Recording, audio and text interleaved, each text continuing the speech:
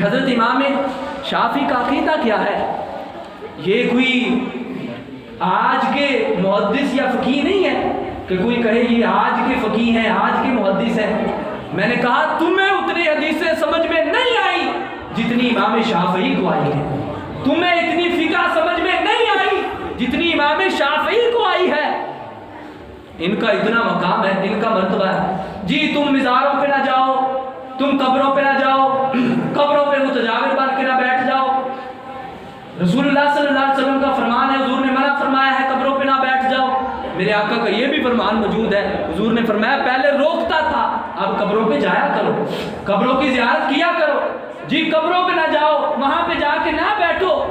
تو میں کہتا ہوں آج کا یہ 14ویں صدی کا کسی مولوی کا فیصلہ نہیں ہے، کسی مولوی کا عمل نہیں ہے، یہ امام شافعی رحمت اللہ علیہ کا عمل ہے۔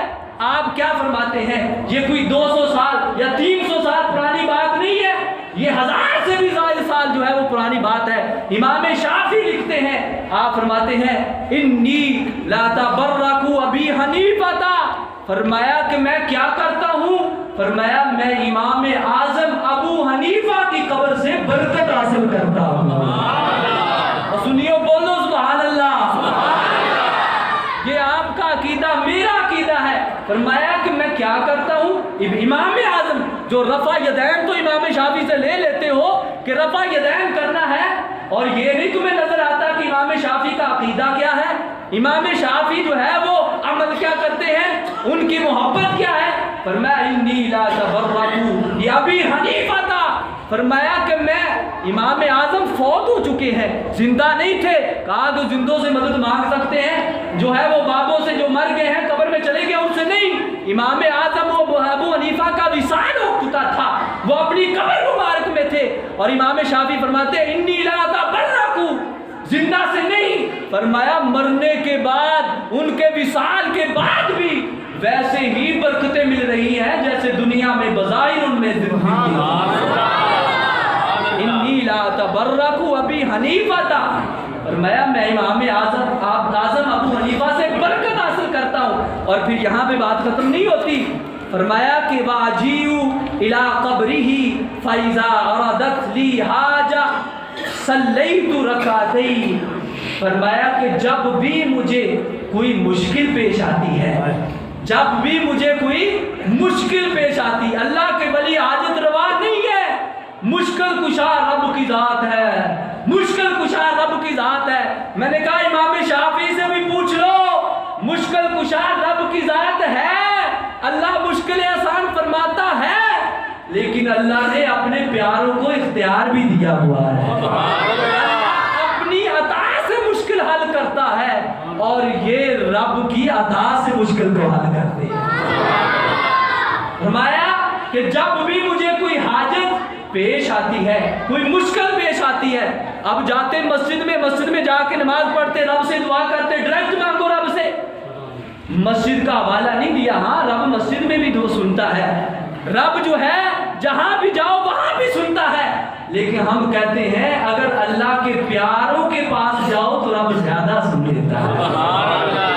کہا مجھے حاجت پیش آئے، مجھے کوئی مشکل پیش آئے تو کیا کرتا ہوں؟ فرمایا صلیت رکعتین، میں 2 رکعت نماز پڑھتا ہوں۔ کہاں پہ جا کر پڑھتا ہوں؟ کہا امام اعظم ابو حنیفہ کے مزار پر جا کے پڑھتا ہوں۔ یہ نہیں کہا کہ میں فلاں مسجد میں پڑھتا ہوں، فلاں مسجد میں پڑھتا ہوں، پر میں نہیں، امام اعظم ابو حنیفہ کے مزار پہ جو وہاں پہ مسجد ہے وہاں جا کے 2 رکعت پڑھتا ہوں۔ اور ہوتا کیا ہے؟ ولی تو کوئی حاجت روائی نہیں کرتے، کوئی جو ہے وہ مشکل کشائی نہیں کرتے۔ امام شافعی فرماتے ہیں وَسَأَلْتُ اللَّهَ تَعَالَى عِنْدَ قَبْرِهِ فَتُقْضَى سَرِيًّا۔ فرمایا جب حاجت پیش آتی ہے وہاں پہ جا کے 2 رکعت پڑھ کے اللہ تعالیٰ سے ان کے وسیلے سے مانگتا ہوں، فرمایا فوراً ہی میری مشکل حل ہو جاتی ہے۔ فرمایا فَتُقْضَى سَرِيًّا، سریعن کا مطلب ہوتا ہے بہت جلدی۔ کہا جو ہی میں ان کے مزار پہ جاتا ہوں، جا کر 2 رکعت جو ہے نماز پڑھتا ہوں، اور پڑھ کر اللہ تعالیٰ سے دعا ان کے وسیلے سے۔ ہمارا بھی یہی عقیدہ ہے، ہم کہتے ہیں ہم مزاروں پہ جاتے ہیں، اللہ کے ولیوں کے پاس جاتے ہیں، لیکن ہم یہ ڈائریکٹ نہیں کہتے یا داتا مجھے یہ دے دے، یا داتا مجھے یہ دیتے، فرمایا یہ نہیں کہتے، بلکہ ہم مزاروں پہ جا کر کہتے یا اللہ تیرے نیک بندوں کی بارگاہ میں آگے ہیں، ان کا برم رکھتے ہوئے تو ہمیں عطا فرما دے۔ فرمایا کہ ہمیں جب بھی حاجت ہو، فرمایا وہاں پہ جاتا ہوں اور جا کر جو ہے وہ اپنی مشکل کو آسان کروا لیتا ہوں۔ تو اس لیے ہم کہتے ہیں کوئی مشکل آ جائے تو جاؤ لاہور کی نگری میں داتا کی بارگاہ میں، وہاں پہ جا کر ہم کہتے ہیں کوئی شرک نہیں، بلکہ وہاں پہ جاؤ مسجد میں نماز پڑھو، نفل پڑھ کے ان کے مزار کے پاس بیٹھ کر دعا کرو، رب کائنات تمہاری دعا سنے گا بھی اور قبول بھی فرمائے گا۔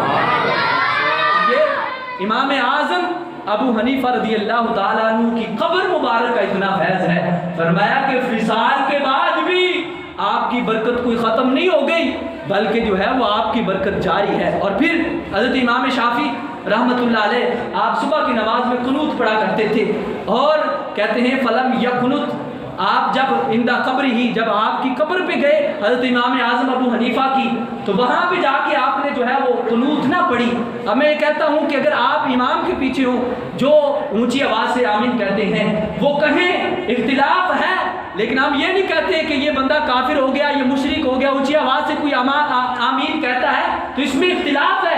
صحیح حدیث مبارکہ میں موجود ہے کہ آہستہ آمین کہنے سے، دل میں آمین کہنے سے زیادہ برکت ہے، زیادہ فضیلت ہے۔ اونچی آواز سے کہتا ہے تو ٹھیک ہے، اس کا عقیدہ ہے، لیکن جب تم احناف کی مسجد میں جاؤ، وہاں پہ کسی امام کے پیچھے نماز پڑھو، تو پھر ساری مسجد والے آہستہ سے کہنے والے ہوں اور تم ایک ہی بلند آواز سے آمین کہنے والے ہو، تو وہاں پہ آہستہ کہہ لیا کرو، کوئی بات نہیں۔ وہ اگر تمہیں بلند آواز کی حدیث مبارکہ کا پتہ ہے تو پھر آہستہ آواز والی زیادہ کافی حدیث مبارکہ بھی موجود ہے۔ اور پھر آپ جو ہے وہ قنوت پڑھتے تھے۔ امام شافعی کہتے ہیں کہ فلم یقنت، انہوں نے مزار ابو حنیفہ پہ جا کر قنوت نہیں پڑھی، تو کسی نے کہا فقیل لہ لما، آپ نے قنوت کیوں نہیں پڑھی؟ تو کہا قال تعدبا مع صاحب هذه القبر، فرمایا اس صاحب قبر کے ادب کی وجہ سے، کیونکہ یہ قنوت کے قائل نہیں ہے۔ یہ حدیث مبارکہ سے جو حدیث لیتے ہیں اس میں قنوت کا فجر کی نماز میں ذکر نہیں ہے، تو یہ بھی قنوت نہیں پڑھتے۔ میں بھی ان کے مزار کا ادب کرتے ہوئے، اس صاحب قبر کا ادب کرتے ہوئے میں نے بھی قنوت کو چھوڑ دیا۔ تو اس وجہ سے جب ان کی مساجد میں جائیں تو وہاں پہ آہستہ آمین کہہ لیں، آہستہ پورے مسجد متوجہ ہو جاتی ہے، کون اتنی بلند آواز سے کہنے والا آمین ہے۔